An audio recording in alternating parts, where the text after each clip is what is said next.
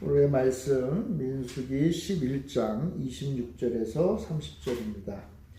그 기명된 자 중 엘닷이라 하는 자와 메닷이라 하는 자 두 사람이 진영에 머물고 장막에 나아가지 아니하였으나 그들에게도 영이 임하였으므로 진영에서 예언한지라. 한 소년이 달려와서 모세에게 전하여 이르되 엘닷과 메닷이 진중에서 예언하나이다 하매 택한 자 중 한 사람 곧 모세를 섬기는 눈의 아들 여호수아가 말하여 이르되 내 주 모세여 그들을 말리소서. 모세가 그에게 이르되 내가 나를 두고 시기하느냐. 여호와께서 그의 영을 그의 모든 백성에게 주사 다 선지자가 되게 하시기를 원하노라. 아멘. 성령의 충만한 은혜가 함께 하시기를 바랍니다. 오늘은 성령 강림 주일입니다. 성령께서 이 땅에 오신 것을 기념하는 주일로 교회가 지키곤 합니다. 간혹 오해하는 경우들이 있는데 하나님의 영이신 성령이 주로 이렇게 신약 시대에만 역사하는 것으로 오해들을 하곤 합니다. 왜냐하면 이 신약 그 성경 가운데 그 오순절 성령 강림을 이제 성령 강림 주일날 주로 많이 설교하니까 또 우리가 신약을 쭉 읽다 보면 성령에 대한 역사들을 여러 가지 이야기들을 하기 때문에 성령님은 우리 신약 시대에만 일하시나 보다 그렇게 오해할 수 있는데 성경을 보면 구약이나 신약이나 어느 시대나 항상 성령께서 역사하신 것을 볼 수가 있습니다. 하나님께서 세상을 만드실 때에도 성령께서 역사하셨고 그 이후로 하나님의 백성들과 늘 함께 하신 분이 바로 성령 하나님이십니다. 특별히 이스라엘이 출애굽해서 광야를 지날 때에도 성령님은 항상 이스라엘과 함께 하셨죠. 그 오늘 말씀 앞에 10장 34절에 보면 그들이 진영을 떠날 때에 낮에는 여호와의 구름이 그 위에 덮였다. 그래서 이스라엘이 광야를 걸어갈 때 구름 기둥, 불 기둥이 이스라엘과 함께 했다 그러잖아요. 그 구름 기둥과 불 기둥은 별개의 것이 아니라 그냥 하나예요. 하나인데 구름 기둥인데 밤에는 그 구름 기둥 가운데 번쩍이는 불빛이 있으니까 밤에는 이제 불빛만 보이는 거죠. 그래서 불기둥이라고 했던 거고 사실은 하나예요. 낮에 볼 때는 이제 구름기둥으로 보였던 거죠. 그 구름기둥에 대해서 그 25절에 보면 여호와의 영, 성령님을 묘사하는 단어로 사용한 거예요.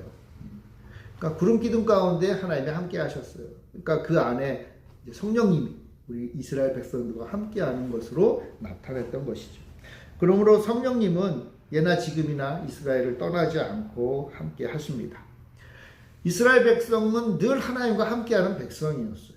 늘 하나님과 함께하는 백성. 그런데 그럼에도 불구하고 이스라엘 백성은 하나님 앞에 악한 말을 하고 탐욕을 품고 하나님을 배반했던 거예요. 하나님이 보이지 않아서 하나님을 떠난 게 아니에요. 하나님과 따로 있어서 하나님을 평소에는 보지 못했기 때문에 하나님께 원망하고 배반했던 게 아니에요. 이스라엘 백성들은 광야를 가는 그 동안 항상 하나님을 보면서 하나님이 그들과 함께 하심의 그 임재의 모습을 보면서 살았던 백성들이. 그럼에도 불구하고 그들은 하나님을 배반했죠. 오늘 우리가 읽은 이 11장 그 4절에 보면 오늘 우리가 읽은 이야기의 배경이 나오는데 일부 이스라엘이 이제 출애굽하는 가운데 일부 백성들 가운데 이집트 시절, 그러니까 애굽 시절을 그리워하던 사람들이 있었어요. 그러니까 광야에서 하나님의 인도하심을 받았음에도 불구하고 뭔가 좀 부족했던 거예요. 그래서 하나님이 주신 만나를 먹음에도 불구하고 그냥 애굽으로 다시 돌아가고 싶다 그런 생각을 했어요. 처음은요, 이스라엘의 어떤 정통적인 이스라엘 백성들이 했던 건 아니에요. 성경에 보면 이제 중단 잡족이 이스라엘과 같이 출애굽을 했잖아요. 그러니까 여호와 하나님에 대한 신앙이 아직 채 갖춰지지 않은 사람들이 이스라엘과 함께 또 출애굽을 했던 거거든요. 근데 그들 가운데 여호와 하나님을 잘 모르니까 좀 어려움을 닥치고 광야에서 맨날 만나만 먹으니까 좀 지겨웠던 것 같아요. 그래서 불평불만을 해요. 문제는 그들의 불평불만을 잘 억누르고 잘 가르쳤어야죠. 근데 하나님을 제대로 알지 못하는 그들의 불평불만에 이스라엘이 점점 동조하기 시작했던 거예요. 점점점 이스라엘 전체가 다 하나님 앞에 불평을 하고 원망을 했던 거예요. 그래서 그들은 말하기를 우리가 애굽에서 이집트에서 생선과 오이와 참외와 부추와 파와 마늘을 먹었으면 좋았다. 그때 먹었던 그걸 이제 이야기하는 거예요. 먹었던 음식을 하나하나 더 열거하면서 이야기를 하는 거예요. 심지어는요, 이런 것들이 공짜였다. 공짜였다, 이렇게. 우리가 공짜로 그런 걸 먹고 살았는데, 지금 우리는 광야에서 뭐 먹고 있는 거예요? 만나만 먹고 있다. 힘들어 죽겠다. 못 살겠다. 이렇게 얘기를 하는 거예요. 근데 여러분 한번 생각을 해보세요. 이런 것들을 공짜로 먹었다 그랬는데, 맞는 말인데, 여러분 왜 공짜로 먹었어요? 왜? 이 말은요, 뒤집어서 말하면 그들은 노예였다는 뜻이에요. 노예니까 일을 하고 주인이 먹을 거 주는 거잖아요. 그죠? 그러니까 공짜예요, 공짜. 이 얼마나 참 말이 안 되는 이야기죠. 그러니까 이스라엘 백성들이요, 차라리 지금은 자연인으로서 광야를 거치면서 만나밖에 못 먹는데 차라리 노예 시절로 돌아가서 그것도 먹고 살았으면 좋았겠다 하는 거예요. 참 어처구니 없는 것이죠. 어처구니 없는. 물론 광야에서 만나만 먹고 살면 쉽지 않죠, 여러분. 같은 음식도 아무리 맛있어도 맨날 먹으면 얼마나 지겹겠어요. 게다가 하나님이 만나를 주시는 방식 여러분 잘 아시잖아요. 아주 독특하잖아요. 하나님은 만나를 어떻게 주십니까? 매일매일 먹을 것만 주시잖아요. 아니 사실은 양은 더 많았는데 하나님이 말씀하시기를 뭐예요? 매일 먹을 만큼만 가져와라 그랬잖아요. 어떤 이스라엘 사람들이 그 말씀을 또 믿지 못해서 2배, 3배 잔뜩 싸가지고 왔죠? 그럼 어떻게 됐다 그랬어요?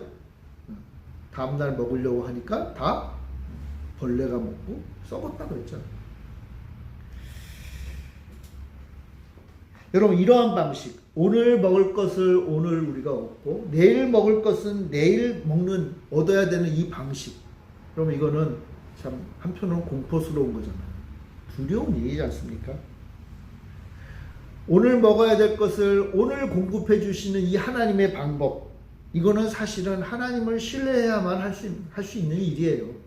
그러니까 하나님은 만나를 주시면서 하나님을 신뢰하는 법을 배우기를 원했던 거예요. 하나님이 뭐 이틀치 3일치 못 주시는 분이 아니잖아요.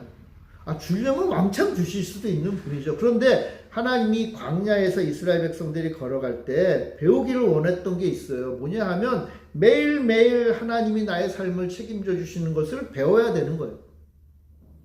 그래서 그렇게 하신 거예요. 그렇게. 여러분 예수님이요, 이런 삶의 방식에 대해서 말씀하시는 구절이 있어요.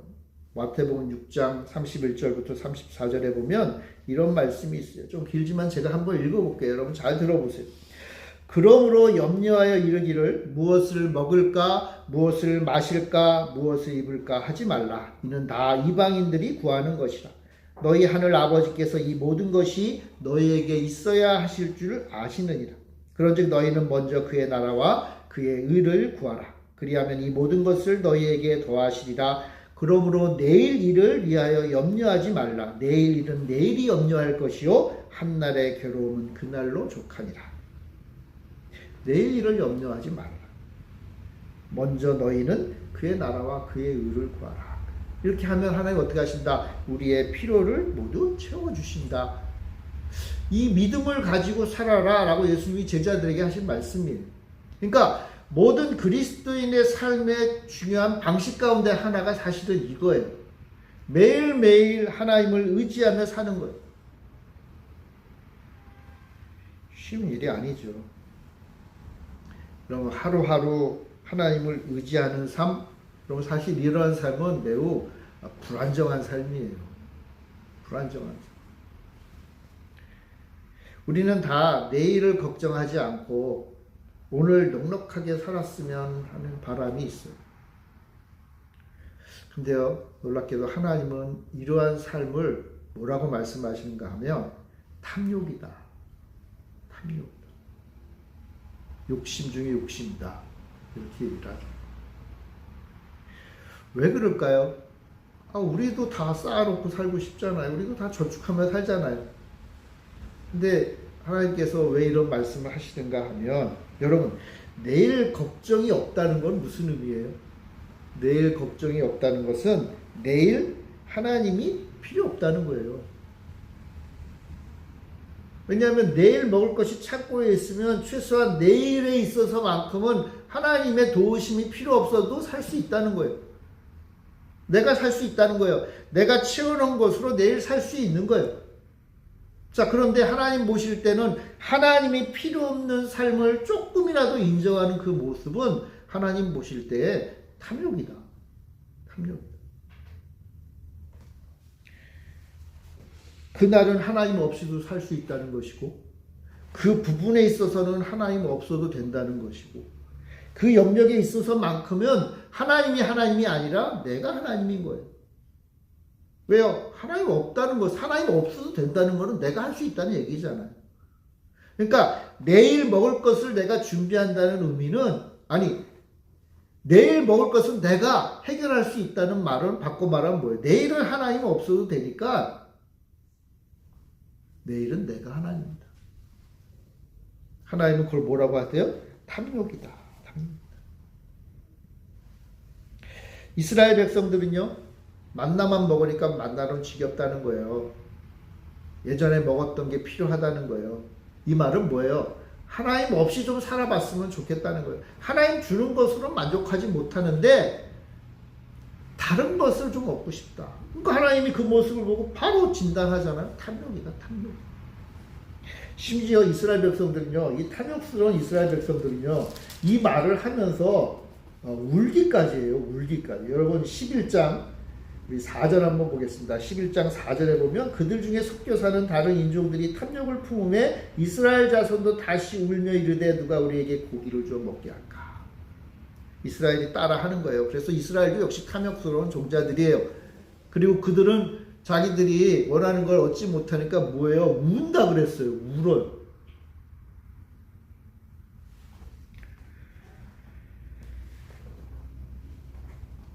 당신의 자녀가 울면 하나님이 마음이 아프셔야 되는데 하나님은 이 장면을 보고 마음 아파하시는 게 아니라, 물론 마음 아파하시겠죠. 근데 한편으로 하나님이 지금 크게 진노하죠. 하나님 화가 나신 거예요. 왜요? 하나님 없어도 된다고 말을 하니까. 하나님보다 하나님이 주는 것 이상의 것을 달라고 지금 때를 쓰고 있는 거예요. 심지어는 애굽으로 돌아가자. 애굽으로 돌아가자. 차라리 우리 하나님 섬기는 게 아니라 애굽의 신들을 섬겼던 그 애굽의 신들에게 신들이 주는 것으로 먹었을 때가 더 좋았다라고 말들을 해대고 있는 거예요. 그러니까 하나님 보실 때는 화가 나십니다.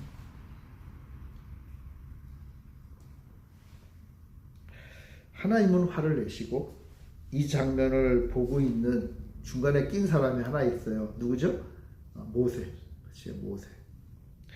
모세는요, 중간에서 아주 진저리를 치고 있어요. 그래서 11장 11절부터 15절에 보면 모세가 아주 길게 넋두리를 풀어놔요. 한마디로 말해서 11절부터 15절의 내용은 이거예요.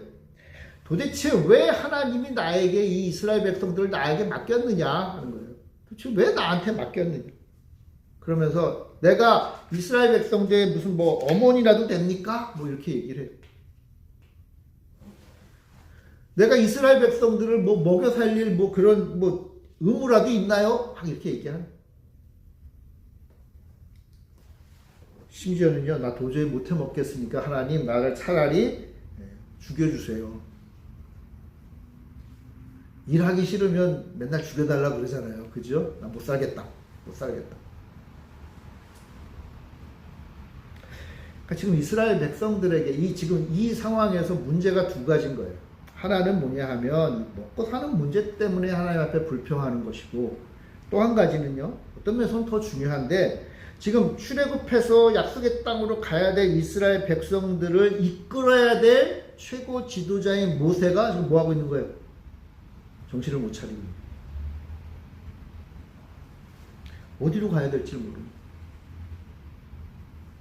그러니까 이스라엘 백성들이 막 모세한테 막 반란을 한 그런 의미보다는, 그것도 있겠지만 모세가 지금 스스로 도대체 뭐 어떻게 해야 될지를 모르겠어요. 무엇보다 지도자 모세가 절망과 좌절 가운데 괴로워하고 있는 거예요. 먹고 사는 문제, 그리고 또 이스라엘의 지도자가 지쳐서 쓰러져 있는 이 상황 가운데 하나님은 해결을 하셔야 되잖아요. 그죠? 하나님이 이 문제를 해결하셔야 됩니다. 하나님이 이 문제를 해결하기 위해서 하시는 방법이 뭐냐 하면 바로 우리 오늘 설교의 제목이라고도 볼 수 있는 바람을 불어넣는 바람. 말 그대로 바람. 바람이요, 두 가지 일을 해요. 하나는 이 절망 가운데 있는 모세를 돕는 일을 하세요. 돕기 위해서 그 바람이 장로들을 세우죠. 17절에 보면 장로들을 세우는 일에 바람이 하세요. 그리고 하시는 일이 뭐냐면 이스라엘이 그토록 먹고 싶었던 게 있잖아요. 좋은 것들. 그 고기를 아주 질리도록 이스라엘 백성들에게 주는 일을 해요. 그 일도 역시 바람이 하세요. 바람. 이 바람이 뭐죠? 바람? 바람은 하나님의 영. 우리가 잘 아는 바로 성령입니다. 성령님이 이 두 가지 일을 하세요. 하나님께서 이렇게 하겠다. 내가 너희들에게 바람을 불어서 이 두 가지 문제를 해결하겠다고 하니까 모세는 감사해야 되는데 감사하는 게 아니라 오히려 불평해요. 그러니까 모세도요, 이 바람이 불어서 하는 일을 잘 이해를 못한 거예요. 바람이 불어서 이제 너희들에게 먹을 것을 차고 넘치게 주겠다 하니까 모세가 오해를 해서요, 아니 이 수많은 백성들을 그렇게 오랫동안 먹일 고기를 주시면 우리가 그나마 가지고 있던 소와 양과 가지고 나갔던 것들 다 없어집니다. 하나님 정말 큰일 납니다. 이런 얘기를 해요. 여러분, 한편은 굉장히 지혜롭고 상식적인 이야기죠. 이 사람들 다 먹이려면 우리 가지고 있는 거, 그나마 남아있는 거 다 써버리면 끝이잖아요. 그러니까 모세가 걱정해요. 말이 안 됩니다. 하나님, 그거 어떻게 합니까? 그러니까 모세도 성령님이 하시는 일이 뭔지 잘 몰랐던 거예요.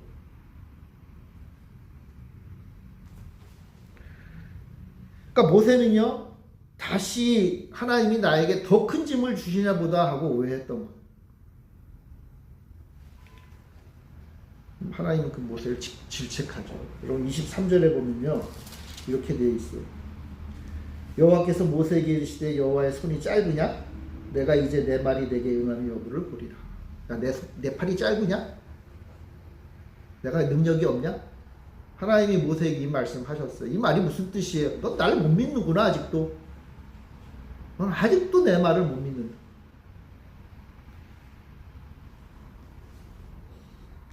그러니까 모세도요, 하나님으로부터 불어오는 이 바람에 대해서 좀 배워야 될 때인 거예요. 여러분, 하나님의 능력, 하나님의 손, 그걸 몰라서는 백성의 지도자가 될 수 없습니다.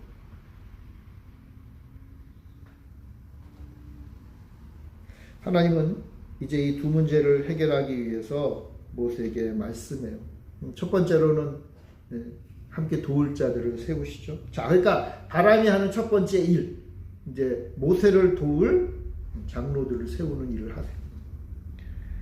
하나님은요, 백성들 가운데 장로 70명을 선발해서 그들을 장막주의로 불러 모으세요. 그리고 모인 장로가 성막 가운데 빙 둘러섰어요. 여러분 25절 한번 같이 읽어볼까요? 25절 다 같이 시작. 여호와께서 구름 가운데 강림하사 모세에게 말씀하시고 그에게 임한 영을 70 장로에게도 임하게 하시니 영이 임하신 때에 그들이 예언을 하다가 다시는 하지 아니하였더라. 여러분, 여기서 영이라고 번역된 이 단어는 바람이란 단어하고 똑같은 거예요. 사실은. 그러니까 모세에게 임했던 바람이 이제 장로들에게도 임하는 거예요. 그리고 그들에게 임한 바람이 임했다는 것에 대한 증거로 그들이 이제 예언을 하게 돼요. 예언. 여러분, 이 바람은요, 처음에는 모세에게 불었던 거예요. 그죠? 그래서 모세에게 불어서 지금까지 모세를 이끌어왔고 지금까지 이스라엘 백성들이 이끌어 오셨던 게 바로 이 바람인 건데, 근데 이 바람이 이제 누구에게도 불어요? 장로들에게도 분다는 거예요. 왜요? 모세가 징징대니까. 모세가 나 힘들어서 못 해먹겠어요 하고 그러니까 혼자 하기 쉽지 않죠. 그러니까 하나님 어떻게 하세요? 모세를 도울 장로들. 근데 하나님은 그저 70명 세워서 모세를 따라서 모세를 도와라 말만 하신 게 아니라 뭐예요? 그들에게도 모세에게 임했던 바람을 불어주시. 왜요? 모세와 함께 한 바람을 가지고 일을 하게 하기 위해서.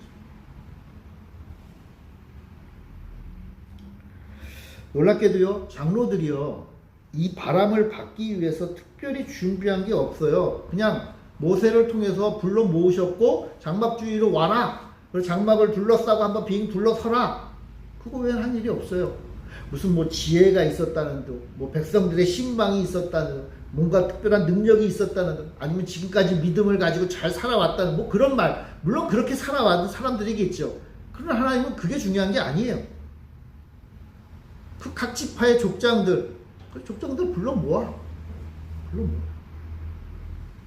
그리고 그들에게 바람을 불어 넣어 주셨어. 그리고 이제 그들은 모세와 동일한 정신으로, 동일한 영적인 권위 안에서 백성들을 이끌어가는 일을 하게 하신 거예요. 그래서 모세가 그 수많은 이스라엘 백성들을 다 다스리기가 어려울 때 먼저 어떻게 했어요? 바람이 분 그 장로들에게 먼저 백성들이 가라고 했잖아요. 그 장로들이 문제를 해결하고 자기가 하지 못할 것들만 모세에게 가져오게 했잖아요.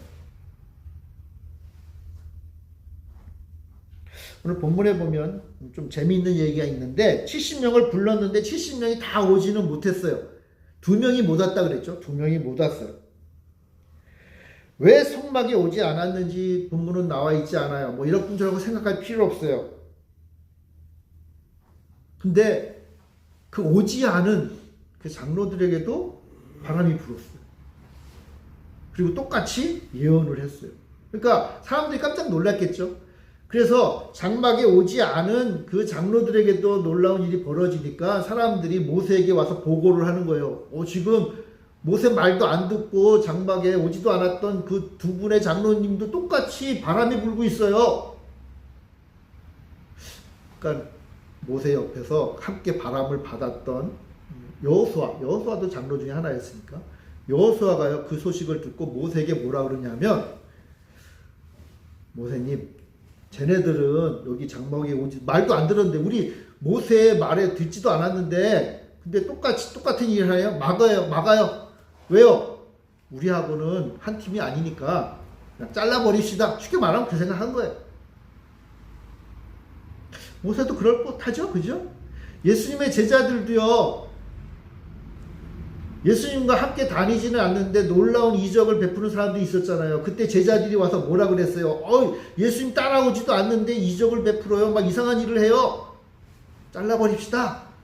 근데 예수님이 뭐라 그랬어요? 내 이름으로 하는 이들은 막을 수 없다 그랬잖아요.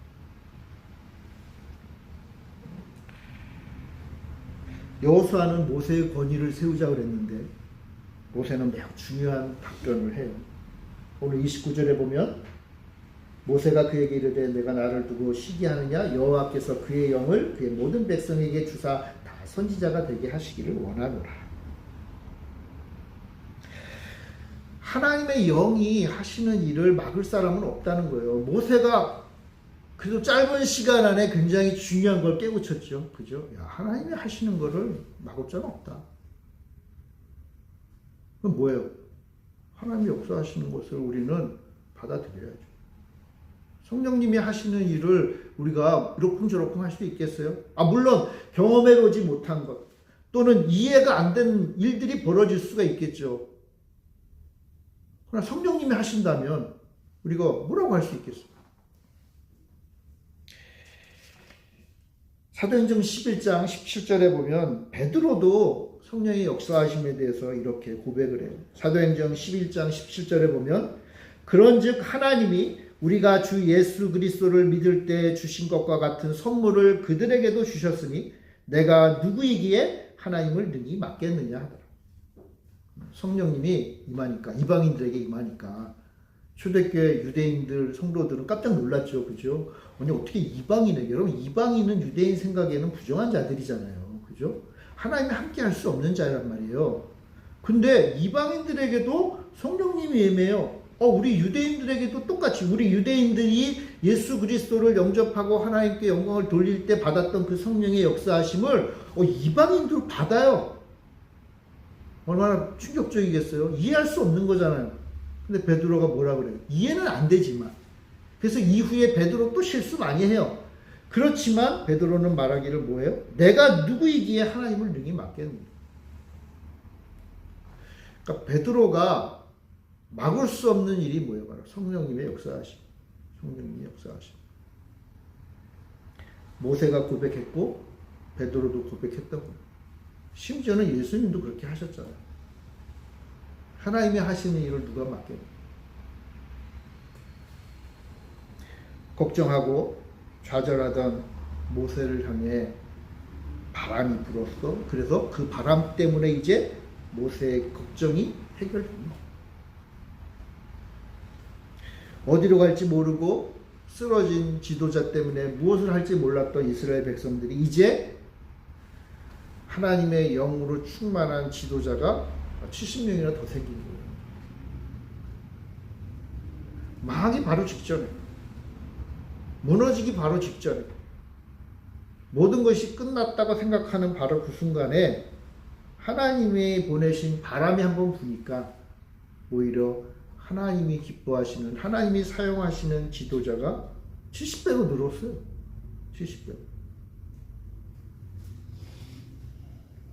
모세를 도울 자가 성령으로 충만하게 돼서 하나님의 능력을 경험한 거예요. 성경에 보면 이 장로님들이 이제 바람이 불어서 성령의 충만함을 체험하고 막 예언했다 그랬잖아요. 근데 그게 계속되지는 않았어요. 그러니까 그 이후로는 그 장로님들에게 하나님이 원래적으로 본래적으로 준 그 지혜나 지도력이나 뭐 인격이나 이런 걸 가지고 백성들이 이끌었겠죠. 근데 여러분, 이 장로님들의 입장을 한번 생각해 보세요. 그동안 말로만 듣고, 그리고 자기 앞에 있는 그 모세라는 엄청난 지도자만이 누렸던 성령의 충만함을 잠깐이지만 그 장로들도 어떻게 했어요? 경험했잖아요. 그죠? 그러니까 이제 자신이 하는 일에 대해서 전혀 다른 차원의 자신감을 가지게 됩니다. 내가 잘나고 내가 능력 있고 내가 뭔가 사람들에게 인정받아서 하는 게 아니라 나는 이제 하나님이 함께 하시고 하나님의 성령의 충만한 은혜로 그것을 체험한 자가 된 거예요. 한편으로는 겸손하지만 또 한편으로는 뭐예요? 자부심을 가지고 기쁨으로 능력 있게 감당할 수 있는 기회가 된 거예요.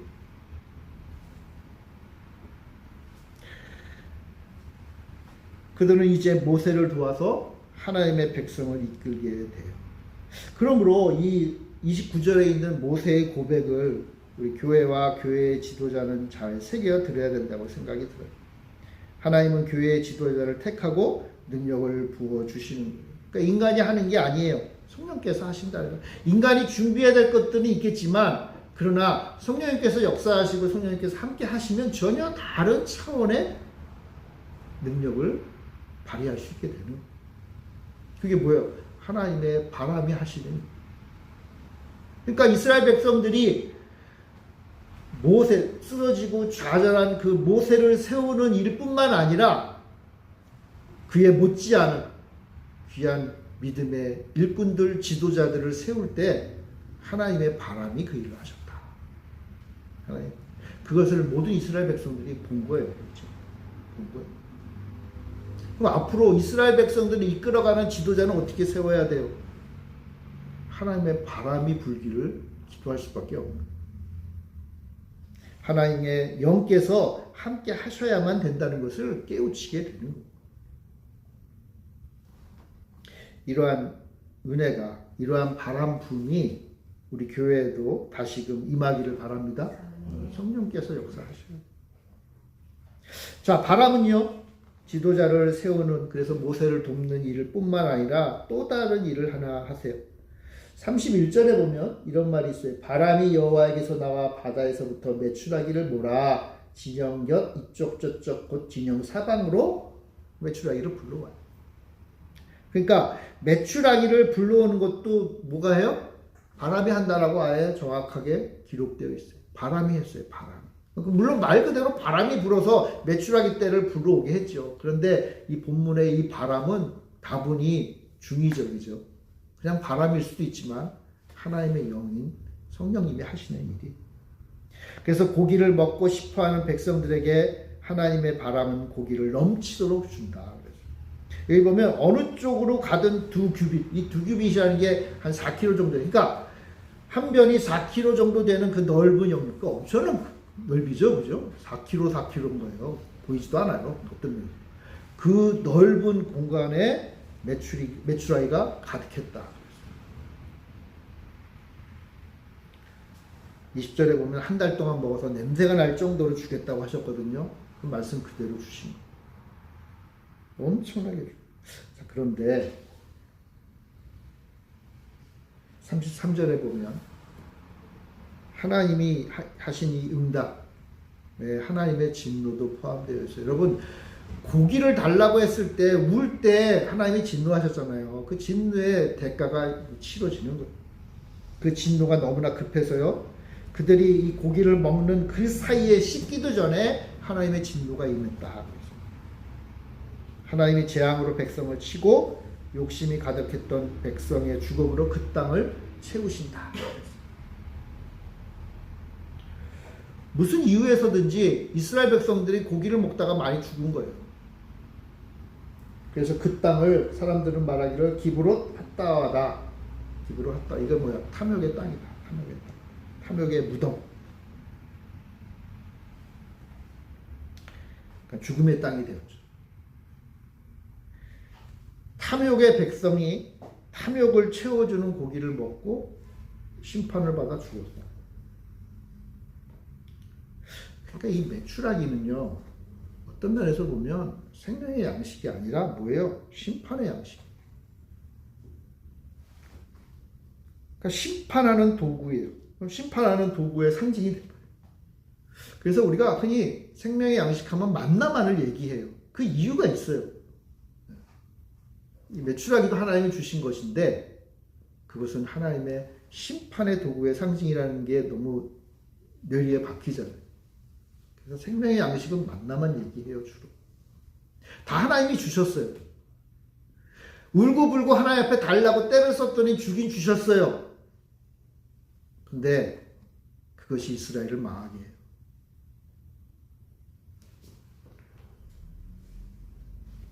그러니까 우리가 하나님 앞에 뭐 달라고 할 때도 내 마음의 이 형편을 좀 살필 필요가 있어요. 하나님을 사랑하고 하나님 뜻대로 살아오는 백성일수록 우리가 기도하고 간구할 때 내 욕심인지 아니면 하나님이 기뻐하시는 것인지 살필 필요가 있어요. 물론 우리에게 필요한 것이죠. 필요하면 하나님이 채워주세요. 나에게 진정 이 순간 필요하다면 하나님은 우리가 간구하기도 전에 알아서 채워주시는 분이에요. 왜? 지금 필요하니까. 근데 지금 주시지 않거나 절대 주시지 않는 것은 그것이 결코 우리에게 유익하지 않기 때문에 우리는 그걸 믿음으로 고백해야 돼요. 근데 그걸 안 하고 이스라엘 백성들은 어떻게 했어요? 달라고 때려 쓴 거잖아요. 심지어 울기까지 했어요. 울기까지. 아, 울며 기도하면 야, 믿음으로 참 열심히 기도하는구나 그렇게 생각할 거 아니에요. 그죠, 우리들. 근데 하나님은 마음을 보신 거예요. 하나님은 속지 아니하신다.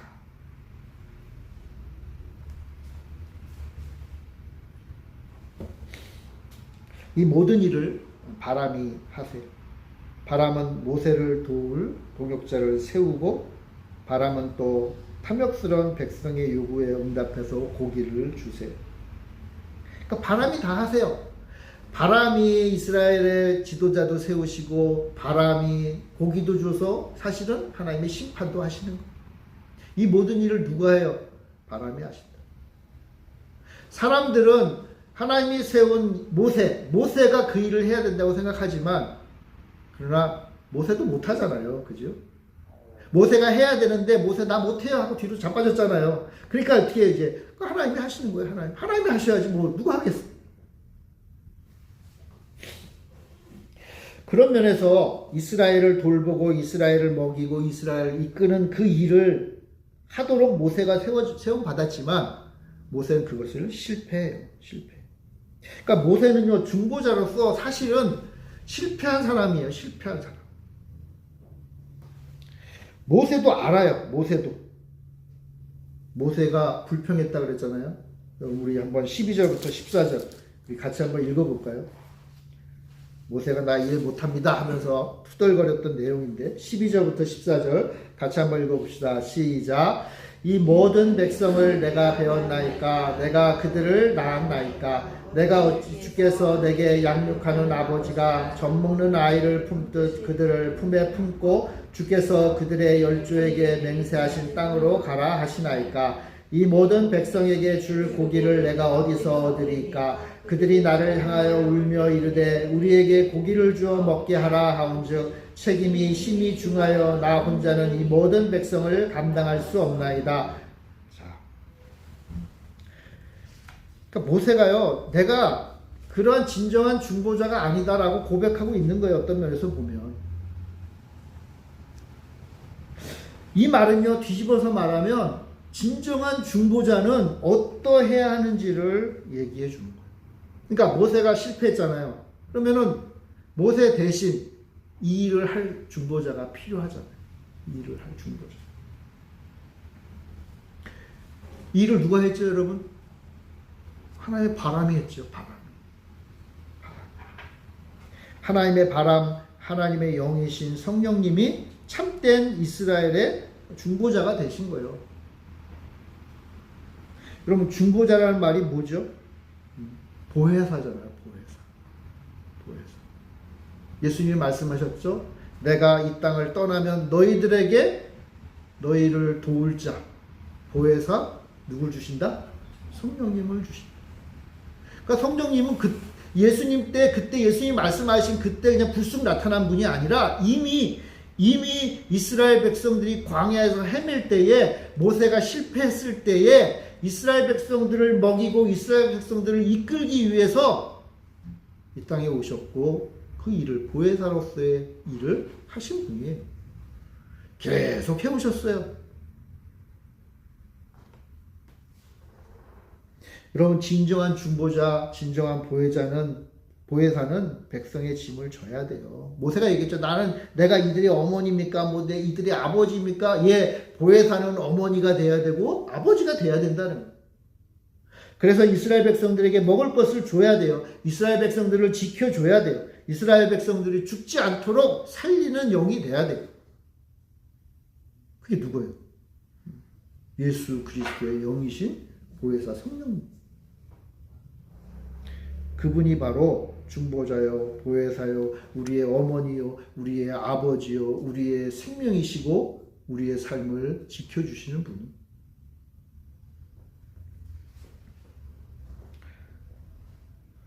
이스라엘 백성들은, 유대인들은 모세를 위대하게 여기죠. 물론 위대한 분이죠. 엄청난 분이죠.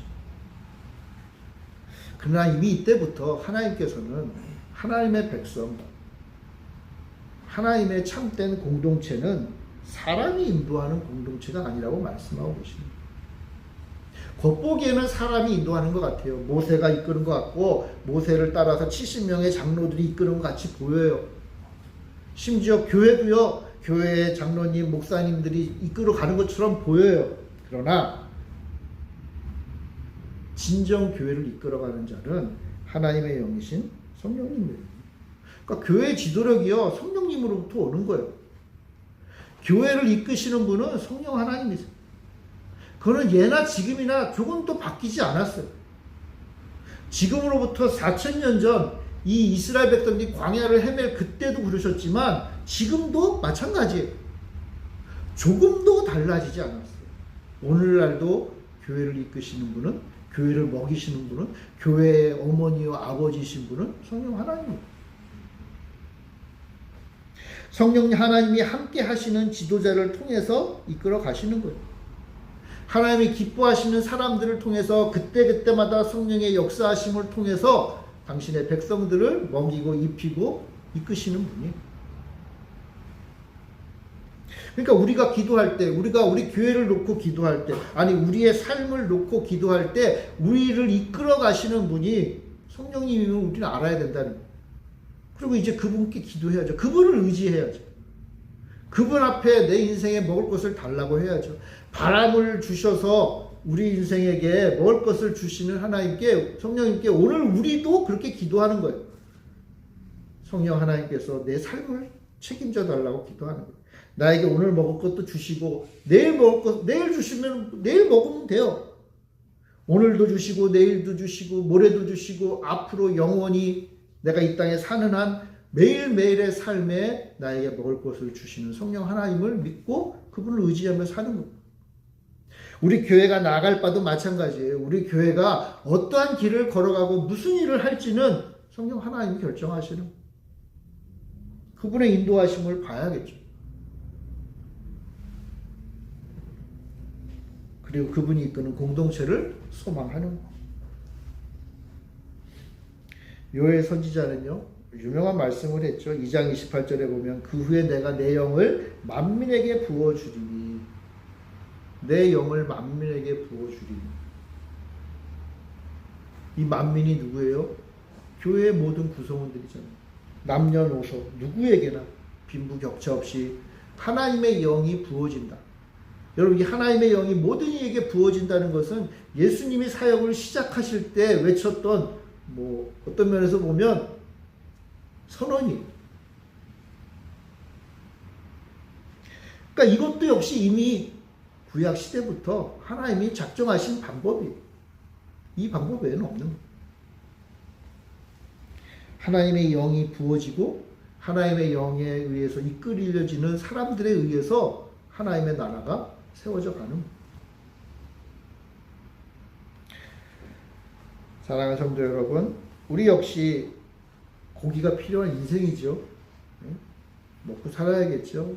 주기도문에도 있잖아요. 일용할 양식을 주옵소서. 왜냐하면 우리는 일용할 양식이 필요한 존재들이에요. 우리 교회 또는 우리 인생에 지도자가 필요하잖아요. 이끌어줄 사람들이 필요하겠죠. 그러니까 어떻게 해야 돼요? 우리 어떻게 기도해야 되겠어요? 본질을 기도해야 되는 거예요. 뭐예요? 성령님이 우리의 인생에, 우리 교회에 하늘의 바람이 불어오기를 기도해야 해요. 여러분, 지금도 바람이 불어야 되는 거예요. 여러분, 이 바람은요, 세상을 만들었던 바람이에요. 세상을 구원한 바람이고요. 약속의 땅으로 이끄는 바람이에요. 먹을 것을 주시는 바람이고, 우리 인생의 지도자를 세우시는 바람이고, 원망하는 자를 심판하는 바람이에요. 그리고 이 바람은 우리의 중보자로 오시는 바람. 그러니까 이 바람이 오늘 우리에게도 불어야 돼요. 우리 인생에 바람이 불어야 돼. 세상의 바람이 아니라 하늘로부터 내려오는 바람이 불어와야 돼. 초대교회 당시 마가의 다락방에 바람이 불었잖아요. 그렇죠? 바람이 불었어요. 그러므로 초대교회는 힘을 얻었고 그 성령님의 인도하심 따라 이 위대한 역사를 시작해 왔던 거예요. 그 바람이 오늘날도 불어야 됩니다. 우리는 이렇게 기도했으면 좋겠어요. 지금 이곳에 그 바람이 다시금 불어오기를 바랍니다. 우리 인생에 그 바람이 불고 우리 교회에 그 바람이 불고 성령의 바람이 불어서 우리의 심령을 채우기를 기도해요. 그리고 이제 그 바람을 믿고 그 바람에 순종하며 그 바람이 이끄시는 대로 나아가는 거예요. 그 바람은 우리에게 필요한 매일의 양식을 주실 것이고 우리 인생에 필요한 길을 제시해 주실 것이고 우리가 주님을 떠날 때는 책망하고 징계해서 다시금 당신께로 돌아오게 할 것이고 그리고 끝끝내 약속의 땅까지 인도하시는 거예요. 그 일을 누가 하시느냐? 바람이 하시는 거예요. 다시 한번 그 바람이 우리에게 놀라운 역사로 불어오기를 바랍니다. 우리 삶이 우리 교회가 사는 유일한 방법이에요. 바람이 불어오길 바랍니다. 이 바람이 여러분들의 주의를 아주 휘감고 여러분들을 놀랍게 사용하시는 하늘의 바람들이 다 불어오는 멋진 인생들이 되시길 바랍니다. 우리 기도하겠습니다. 사랑의 주님, 4000년 전 그 광야에 부는 그 바람이 이스라엘을 먹이고 이스라엘을 인도했듯 2000년 전에 마가의 다락방에 불었던 그 바람이 교회를 세우고 당신의 백성들을 이끄셨던 것처럼 그 바람이 오늘 이 시간 우리의 삶과 우리 교회에도 불게 하여 주시옵소서. 그 부는 바람, 하늘로부터의 그 바람이 나의 모든 것 되게 하시고 나의 인생이 되게 하시고 주님이 사랑하는 백성으로 살아가는 힘이 되게 하여 주시옵소서. 성령님이여 우리에게 오셔서 우리를 인도하여 주옵소서. 감사드리며 예수님의 이름으로 기도합니다. 아멘.